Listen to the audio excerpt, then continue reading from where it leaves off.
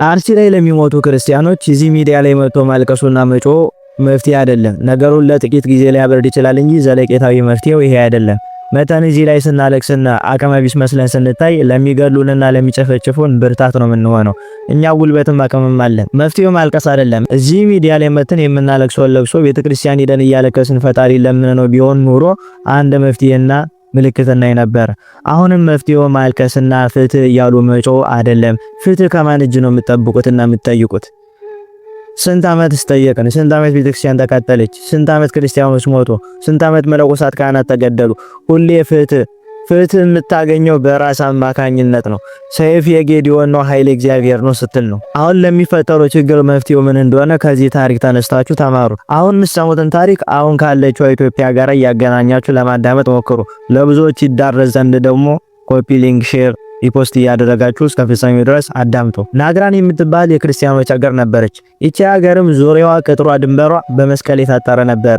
በዚያንም ጊዜ ፊናስ የሚባል አይሁድ ነክሶ ነበር። ይህ አይሁድም ወደ ናግራን ሀገር ሊገባ ብሎ ሂዶ ቢዋጋቸው ሊችላቸው አልቻለም። በውጊያ ኃየሉበት።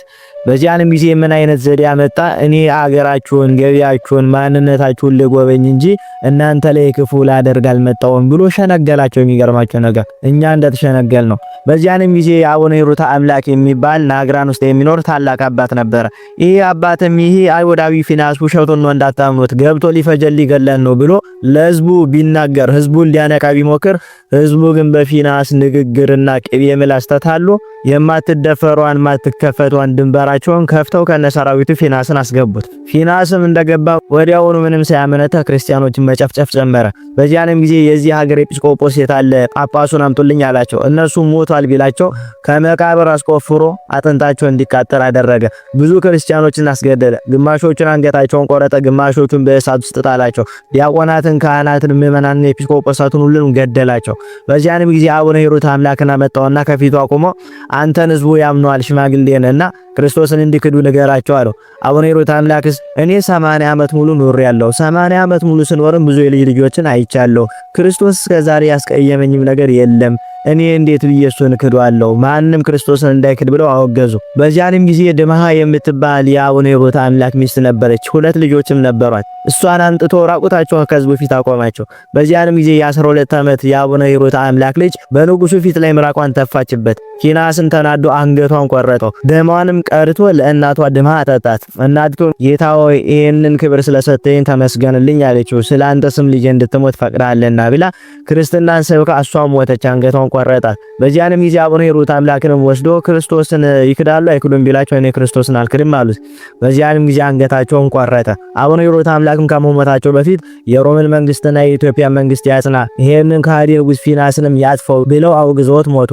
ፊናስም በዚያን ጊዜ የ5 ዓመት ህፃን አግኝቶ ያንን ህፃን አቅፎ ተሸክሞ እኔን ነው ወይስ ክርስቶስ የሚባለውን ነው የምታምኑ ብሎ ጠየቀው። ያ ህፃንም እኔን የፈጠረኝ ኢየሱስ ክርስቶስ ነው፣ እኔም ለሱ ባሪያው ነኝ፣ አንተ ግን የተረገምክ አይሁድ ነህ ብሎ ነገረው። በዚያንም ጊዜ ከፊናስ እጅ አምልጦ እየሮጠ ሄዶ እናቱ የገባችበት እሳት ውስጥ ገባ።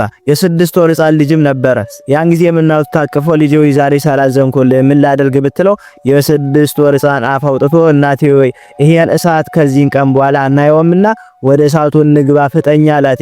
ልጇን ይዛ ወደዛ እሳት ገባች። ይሄን የተመለከቱ ክርስቲያኖች ግማሾቹ ወደ ሰይፍ፣ ግማሾቹ ወደ እሳቱ ገቡ። የአይሁድ ሰራዊት እስከሚገረሙ ድረስ ብዙ ሰማዕታት ወደ 24000 ምናምን የሚደርሱ ሰማዕታት ሞቱ። ፊናስም የናግራን ሰማዕታት ሁሉ ገሎ ሲመለስ በኃይሉ እየተመካ ወደ ነገስታቱ ላከው። ወደ ሮሜ ንጉስ ዮስጢኖስና ወደ እስክንድርያው ሊቀ ጳጳስ ወደ አባ ጢሞቴዎስ መልእክትን ላከባቸው። ክርስቲያኖችን አጣፏቸው፣ እግዚአብሔርም ምንም አላደረገኝም ብሎ ትንቢት ቃልን ተናገረ። በዚያን ጊዜ የሮሜው ንጉስ ዮስጢኖስና የእስክንድርያው ሊቀ ጳጳስ ጢሞቴዎስ ወደ ኢትዮጵያ ንጉስ ወደ አጼ ካሌብ ደብዳቤን ጻፉ።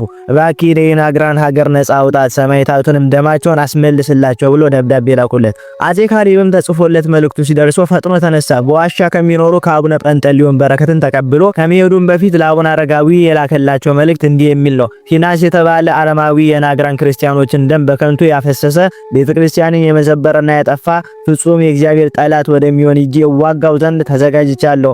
ስለዚህ አባቴ ሆይ አንተም በበኩል ጸሎት አድርግልኝ። የጻድቅ ሰው ጸሎት ትራዳለች፣ ኃይልንም ታሰጣለች፣ በጠላት ላይ ድልን ታቀዳጃለችና ሲል ወደ አቡነ አረጋዊ ላከ። አቡነ አረጋዊ ለንጉሱ እንዲህ ብሎ መልእክትን ላኩለት። ወደ ጦር ግንባር ሂድ፣ እግዚአብሔር ጠላቶችን ከእግረ በታች ያስገዛል፣ ለአንተም ግርማ ሞገስ ይስጥ፣ በሰላምም ይመልስ ብለው መርቀው ላኩት። እንዲህ ነበሩ የኛ አባቶች ክርስቲያኖች ሲገደሉ አይዟችሁ እያሉ መግለጫ የሚያወጡና ፍትህ የሚጠይቁ ሳይሆኑ ፍትህ እንዲሰፍን ደምን በደም የሚያስመልሱ ነበሩ። ከዚህም በኋላ አጼ ካሌብ ልብሰ መንግስቱን አውልቆ ጥሎ ማቅ ለብሶ በፍጹም ልመና ብዙ ጸሎት ካደረገ በኋላ ወደ የመን ሳባ በመርከብ ተጓዘ። ከካዲ ፊናስ ጋራም ጦር ገጠመ። ካዲው ንጉስ ፊናስን ይዞ በፈረሱ ላይ እንደተቀመጠ በጨበጣ በጦር ወቅቶ ገደለውና ወደ ባህር ገልብጦም ጣለው። እነዛን ሁሉ ክርስቲያኖችን የገደለውን ንጉስ አጼ ካሌብ በራሱ ጨበጣ ውጊያ ገጥሞ ገደለው፣ ወደ ባህር ውስጥ ማስጠሞ ጣለው። ከዚያም አጼ ካሌብ ዛፋር ወደምትባል ከተማ ሂዶ እርሷንም ተቆጣጠራት። በዚህ ያሉ የፊናስ ሹማምንቶችን እያፈላለገ በአደባባይ እንዲገደሉ በማድረግ የክርስቲያኖችን ደም በሚገባ ተበቀለ። የናግራንን ሕንጻዎቿን አደሰ። የሰማዕታቱን መታሰቢያም አቆመ። ወደ እስክንድርያ አባ ጢሞቴዎስ፣ ወደ ሮሜ ንጉሥ ዮስጢኖስም የድል መልእክትን ላከላቸው። እነርሱም ሰምተው እጅግ ተደሰቱ።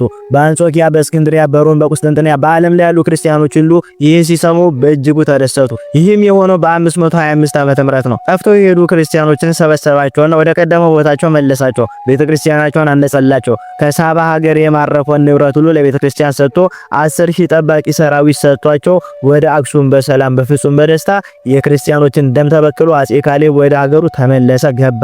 አጼ ካሌብም ድል አድርጎ ከተመለሰ በኋላ ይህን ላደረገልኝ ጦርነቱን ድል እንድነሳ ላደረገልኝ እግዚአብሔር ምን ዋጋ ልክፈለው ብሎ ንግስናውን ጥሎ ዘውዱን አስቀምጦ ወደ አባ ጰንጠሌዎን ዘንድ ሂዶ መንኩሶ ታላቅ ተጋድሎን ከተጋደለ በኋላ ኢትዮጵያዊ ንጉስ አጼ ካሌብ ይህንን ዓለም በመናቅ በበረሃ በዋሻ 12 ዓመት በጾም በጸሎት በብዙ ተጋድሎ ከኖረ በኋላ ግንቦት 20 ቀን አርፎ እስከ ዘላለሙ ድረስ የማያልፍ ሰማያዊ ክብርን ወርሷል። መካነ መቃብሩም አክሱም በአባ ጰንጠሌዎን ገዳም ምድር ቤት ውስጥ ይገኛል። የሰማዕታትን ደም የሚመልስ እንጂ ፍትህ እያለ የሚያለቅስ ክርስቲያንና ንጉስ የለንም፣ አባትም የለንም። ፍትህ በእጅ ላይ ነው። ሰይፍ የጌዲዮን ነው፣ ኃይል እግዚአብሔር ነው። ሀገራችን ኢትዮጵያ ሰላሟን ይመልስልን። የሞቱትን ሰማዕታትን በአጸደ ገነት ያኖርልን።